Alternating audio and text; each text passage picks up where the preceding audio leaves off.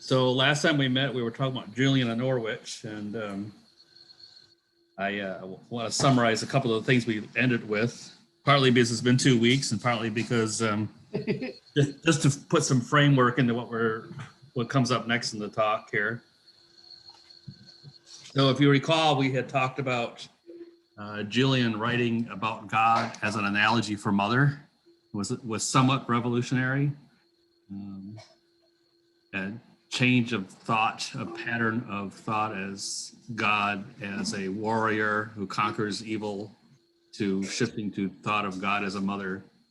She said, our Savior is our true mother in whom we are eternally born, by whom we shall always be enclosed. Just as God made everything at the beginning of the world, like a mother giving birth to a child, so that deed will be matched by another equally motherly deed at the end of the world. We do not know what it will be, but it will make all well that is not well. And she gets this idea from her visions that she had and her years of interpreting her visions. There was also a contemporary saint, Saint Anselm, who was Bishop of Canterbury, who actually lived just prior to her, also wrote about God as a mother. And this is in spite of, the first 1,000 years of Western Christianity looking at God as a conquering warrior, conquering evil. We also talked about this poem called The Dream of the Rood. The rood was Old English for a rod, so it was a metaphor for the cross. The Dream of the Rood talked about a young warrior who was God Almighty, stripped of himself, stalwart and resolute, stepped onto the high gallows, bold in the sight of many, when he determined to liberate mankind. So this is just to illustrate the predominant thinking, not of God as a mother. That would be contemporary with the rise of Arthur and the Knights of the Round Table. Yeah. That whole thinking at the time. Very much so. Yeah. It's a good connection there. And this Dream of the Rood, we have in it, the oldest book we have it in is a 10th century book, but it's actually also inscribed on this 8th century Ruthwell cross. So we don't really know how old the poem is or who wrote it, but it's at least 8th century. And that cross that you see standing there is they actually built a church around the cross to preserve it in Ruthwell, Scotland. But it has the poem Dream of a Rood inscribed on the cross. But yeah, it definitely goes along with the... it could be that poem was an oral tradition that maybe centuries before, they even got to the point where they built the cross. So it could be a lot. That sounds like a very likely theory. I think that sounds very, very plausible. So in spite of Julian and Saint Anselm just before her talking about Christ as a mother instead of a warrior, that whole concept and pervasive attitude didn't necessarily disappear right away. We even find in this poem in 1360 called The Vision of the Piers, Plowman, still a recurrence of this idea of Christ as warrior. But the Native Americans believed in the Mother Earth. So the concept of mother, maybe, I don't know if it's universal, but if it happened with Native Americans and then it props into our Christian tradition as the mother concept of giving birth and taking care of the flock and so forth. Yeah, well, and certainly the Bible says in multiple locations, God is neither male nor female, right? I mean, we refer to him as God the Father as a metaphor to try to understand, but you could equally say God the Mother and not be theologically inaccurate. And I like to try to, and that's why I think there's at least within the Episcopalian faith, we try to have gender neutral language towards God.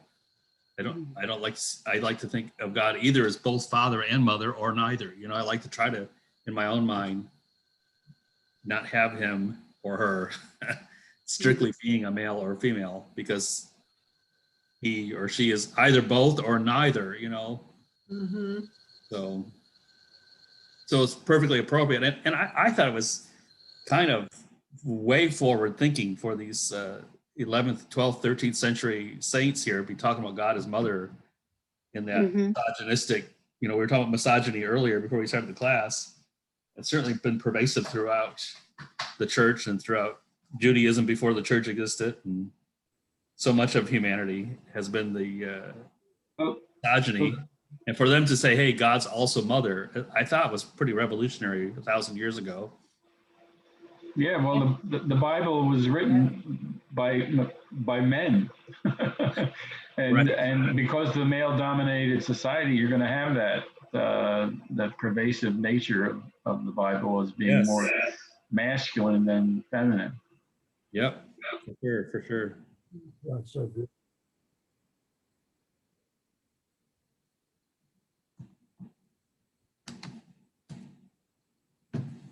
So there was a new theology developing in the 11th, 12th centuries.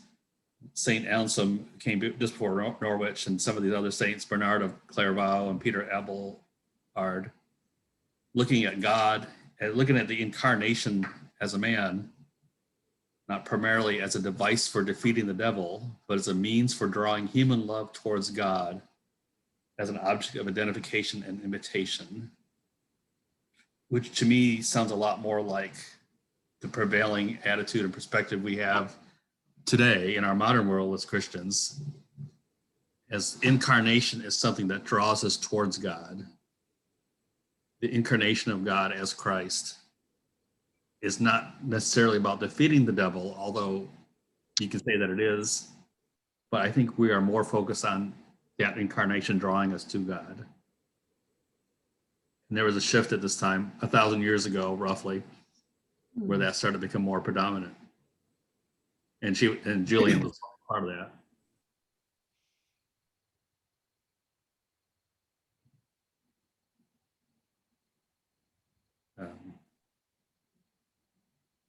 I know there's some prayers in the Orthodox Church that still have this defeating the devil kind of. There's one about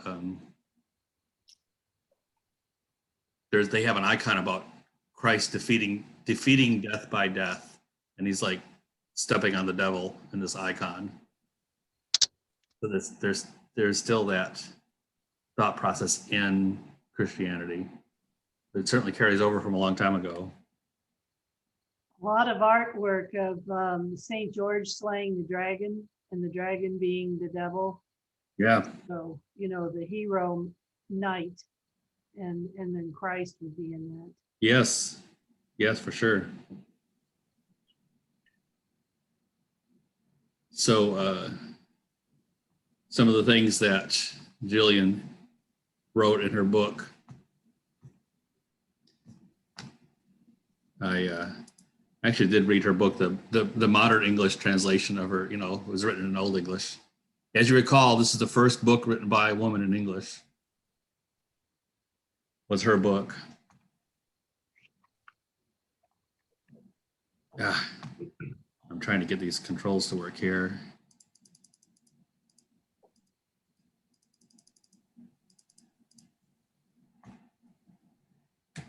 There we go.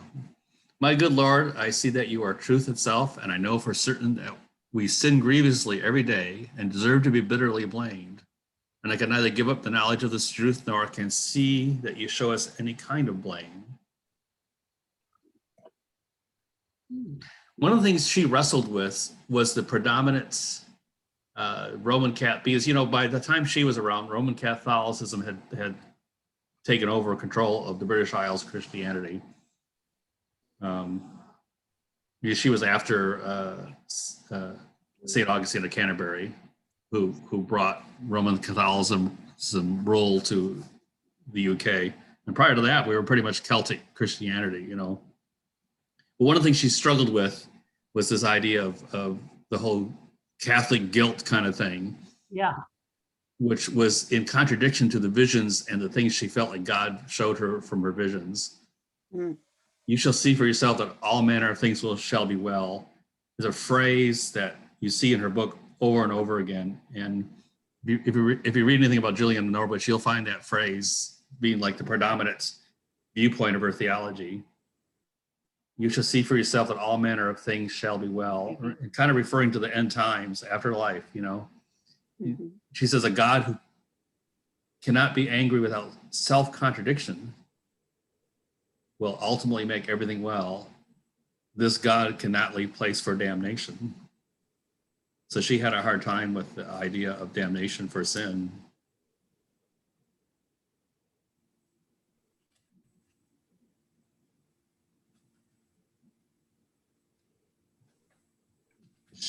So this is part of her vision. All shall be well and all manner of things shall be well. And to her, it contradicted the predominant Roman Catholic teaching of the time.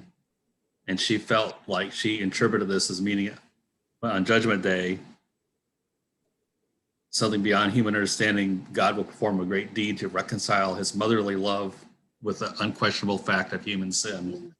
But she's not denying that we are sinners, just that the condemnation, fire and brimstone is maybe not the most accurate depiction of how God will deal with that.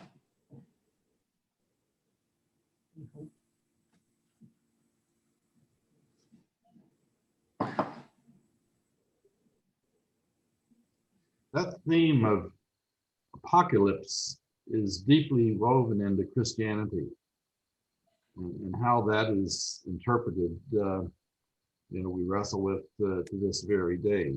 Mm-hmm. Will there be some grand moment of reckoning? Christ will come again. Well, the disciples thought that was imminent, tomorrow. Yeah, right. But through the centuries, developing a theological concept of that ultimate reconciliation, of various phrases being attached to that, the end of times,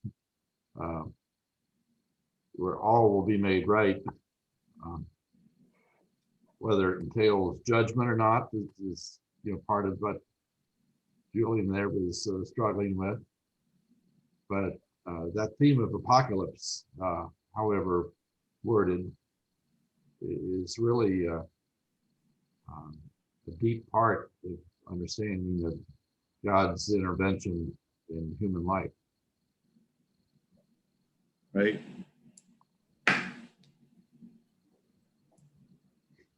Yep.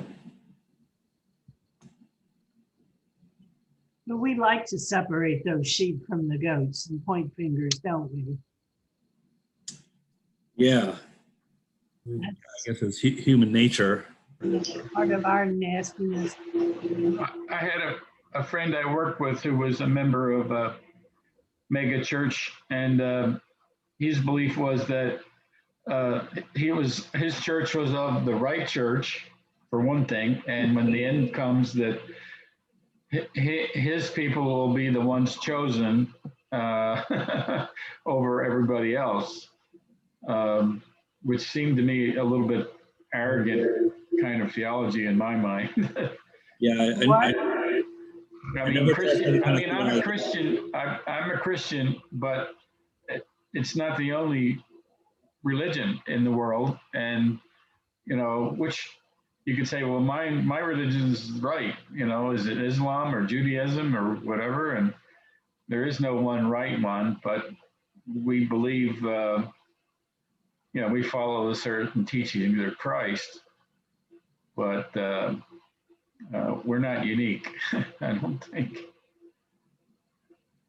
Does that make any sense? It's a way to end. Well, yeah, I think churches. Anybody who says everybody's going to hell except for the people who believe exactly like me, there's something wrong with that. Sounds to me like they're already in the form of hell. Right. With a box of hand basket stock, I think. In the handbasket. Don't they? Isn't that how some churches collect their offerings, with a handbasket? Oh. I never thought of the symbolism of that. Put it in or you know where you're going. Keep that handbasket away from me. Here's my money. Take it in your hand.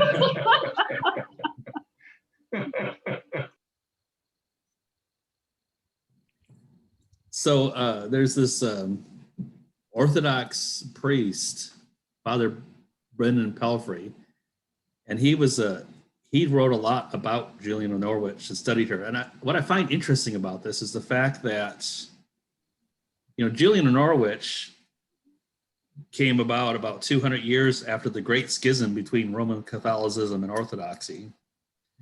And why that's significant is because after the Great Schism, they pretty much didn't recognize each other's saints. They would canonize new saints as time went on, but the Orthodox did not tend to recognize the Catholic, or vice versa. In rare instances, do they actually cross over and say, "Well, yeah, that I recognize that saint too." Very, very rare, actually. And I'm not sure if Julian is one of them, but this Greek Orthodox priest was quite fascinated with her and did a lot of actually scholarly work and writing about her. He calls her not only the greatest of English mystics, but certainly among the greatest of English theologians of all time. I found it to be particularly high praise coming from someone who's outside of the Anglican or Roman Catholic tradition. According to Father Pelfrey, despite Julian's profound respect for Roman Catholic Church, her theology reflects more Eastern Orthodox traditions than it does Western forms of Christianity. Which again is something that you've probably heard me say over and over again. I'm fascinated with the Anglican theology, the Episcopalian theology, because we are kind of a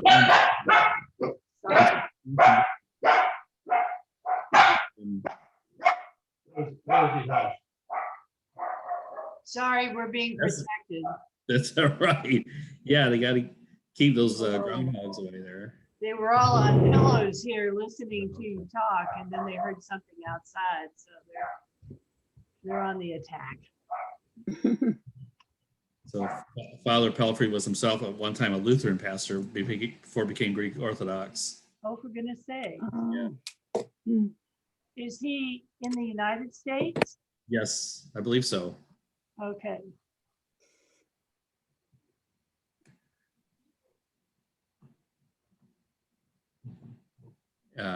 He wrote that Julian's view of God duplicates the theology of the Byzantine Greek monk Gregory Palamas. Though, according to him, he's quite sure Julian was not aware of Palamas or his writings due to geography and timing, because he was around the same era. And she was locked in her room too. Yes, she was. Wasn't she? People brought her books, but unless they brought her a book written by Plowman. Right. I don't think anybody passed that through the little slit in the wall. Yeah.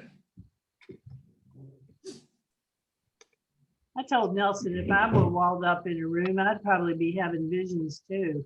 Mine would not be very generous and fond of something that did that to me. Yeah, I think that her theology is such a gently loving point of view. Yes. The all will be well, and God is motherly, and this lack of judgment and damnation, that's much more beautiful and attractive to suffering people. Yes. And that next statement you have there is precisely what Janice just said. Yep. All that was made is good, and therefore nothing God made is evil. That's a more generous view. Right. Yeah. I never liked the idea of God as the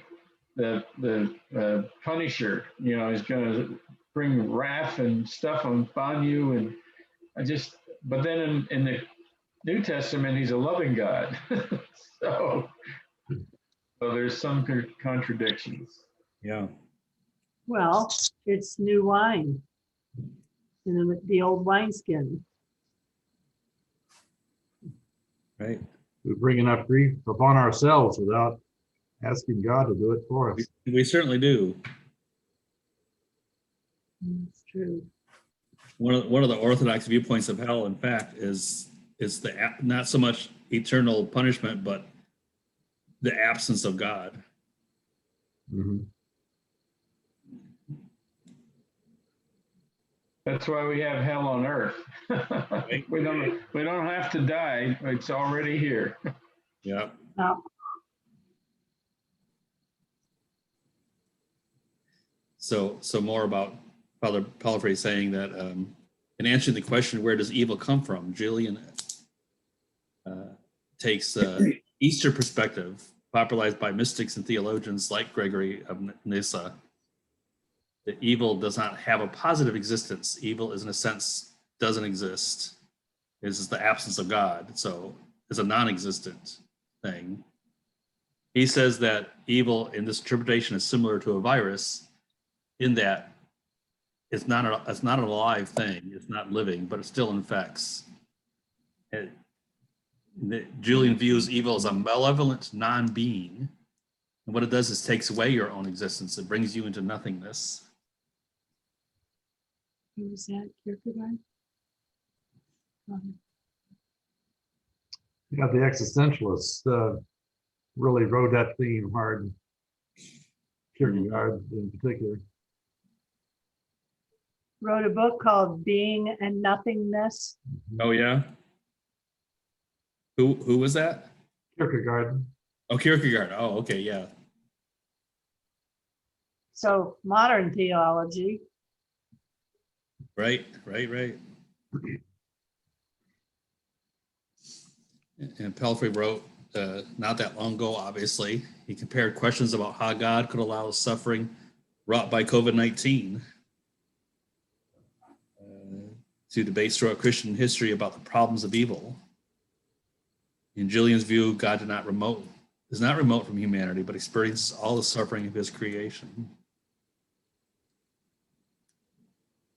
God suffers in your suffering. You think of a Neoplatonic mysticism, which says God is beyond any emotion or feeling.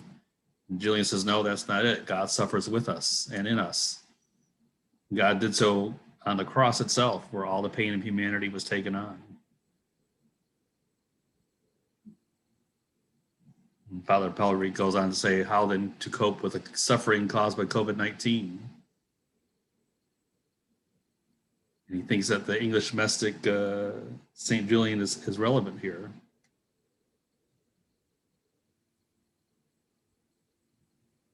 And this is Pelfrey's words too. He says Julian's advice, he thinks, would be turn your suffering into his.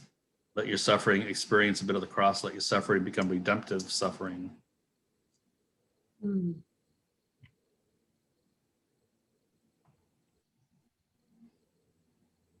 There's a 13-year-old girl who died in Louisiana, and I don't know when, and she's been proposed as a saint.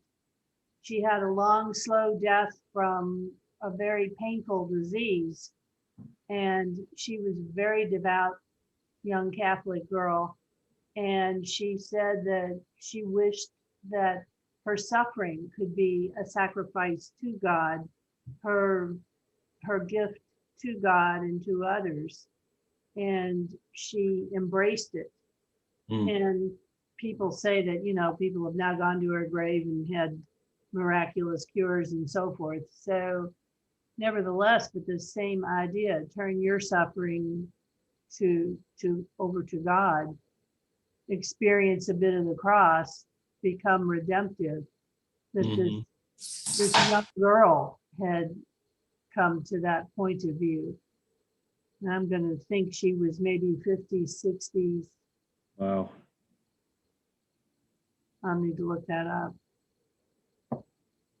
When we lived in Louisiana, we had heard about her. Amazing. I don't know if I would respond like that. I'm not sure I would. Yeah. I think I'd be asking why and be angry and resentful. But if you're a person of such purity of faith that you could turn that into something positive, Right. amazing. Yeah. I think if you allow God to do it, he can turn anything, turn something positive out of a bad thing, you know? So another person who was influenced by, I also found this interesting. So there's Marjorie Kemp, and she was, we talk about Julian being the first woman to write a book in the English language. And this Marjorie Kemp is the first person to write an autobiography in English. And the reason she's significant is she's one of the few famous, well-known people that's famous within the church. She has a history in the church. But she actually went and visited. She was one of the people that visited Norwich a few times. Mhm. And so she was influenced by her personally. She was a mystic born in Norfolk, England. Apparently, though, she was illiterate. She dictated her books to two clerks. Mm. She was the wife of John Kemp, who was a Burgess of Lynn, with whom she had 14 children. After a bout with postpartum depression, she received several visions. I guess having 14 children can do that too. Yeah. Oh, gosh. She forgot to read the birth control manual. So they went on It's a nightmare. many pilgrimages, including Canterbury and the Holy Land, and to see Julian in Norwich.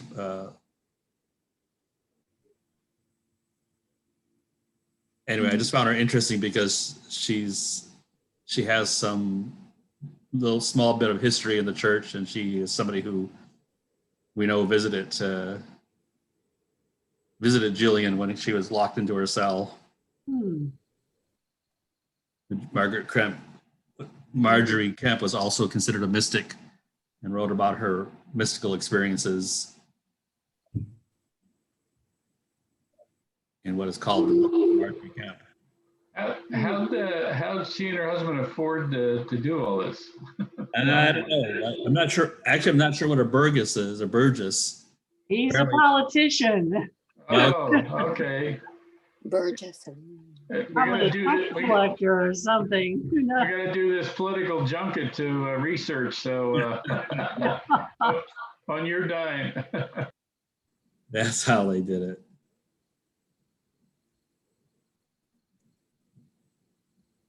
So some of Julian's writings from her book.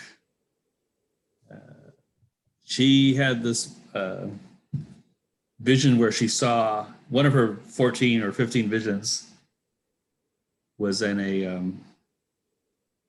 nutshell. What was it? Forget which nut. Blanking on it now. Hazelnut, I think it was. She saw God contained in a tiny particle,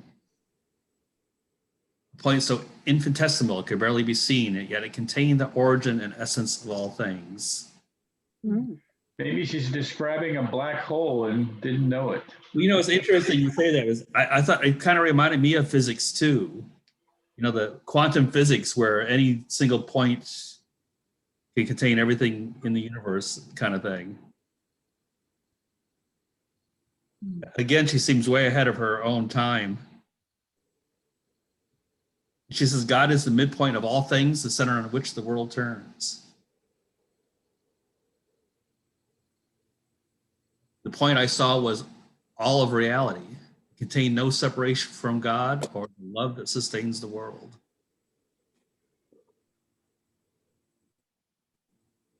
God is the only verb, the single action that moves through every human and earthly deed. Goodness.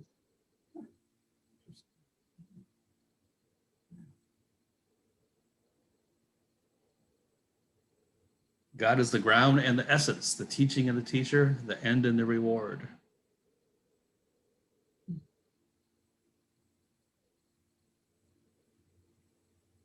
God is everything that is good.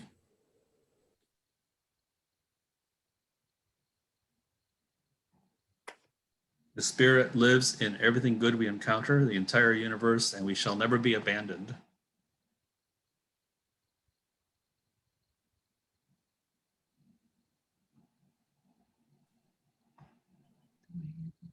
And the divine spirit is everything that comforts us and gives us pleasure.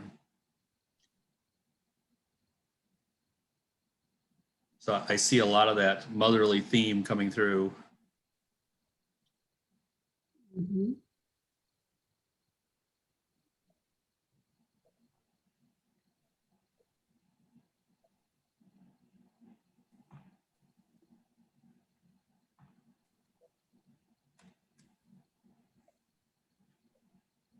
God is reality. The substance of all things flows out of God to work the divine will. Mercy and grace are two expressions of a single love.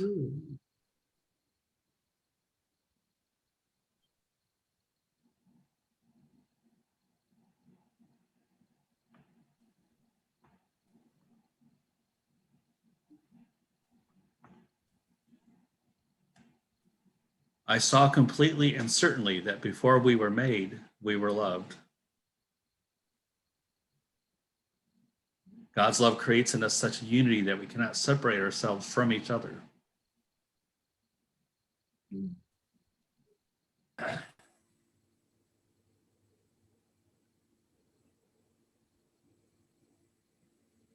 Our lives are grounded and rooted in love. Without love, we would not be alive.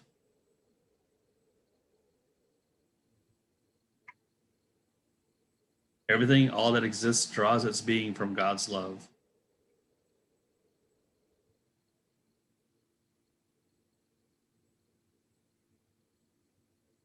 The high God's sovereign wisdom put on flesh and mothered us in all things.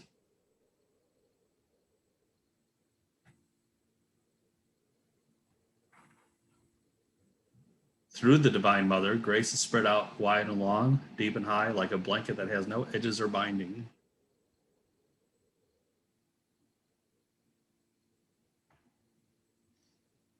I saw that the second person of the Trinity is the mother of both our eternal essence and our sense soul.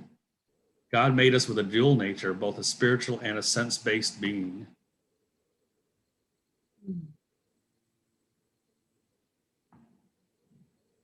The spiritual essence is the higher part of our nature, given to us by the Father, God Almighty, nurtured in us by our mother, the second person of the Trinity, in whom we are grounded and rooted.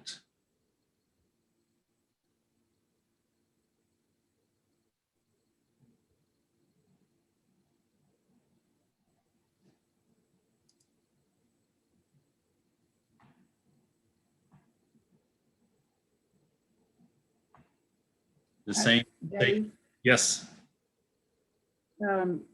just listening to these statements, I would have to say that Julian sort of encompasses the encyclopedia of Christianity. Yeah.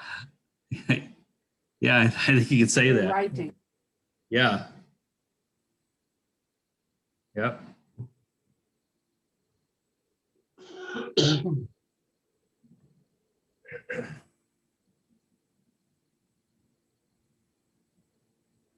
He says the same sacred strength, wisdom, and love that created the world also continues to work within all creation, bringing each and everything to God. And in good time, we shall be able to see the reality of this.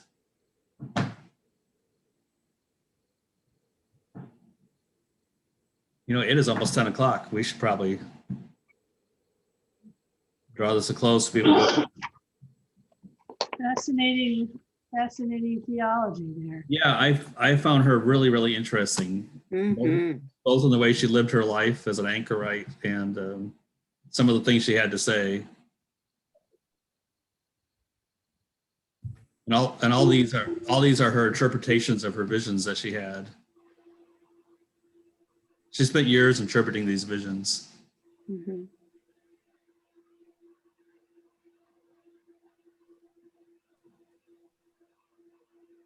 She speaks a lot about love. That is a key word that sticks out, or shows her vision. That how important that is. I appreciate that you're bringing to us some female saints, so that Because all we normally hear about is the male saints, and now it's nice to get some viewpoint from some of these females. Right. Yeah, I agree. All of our wives are female saints, so you've got someone which you can look anytime you want.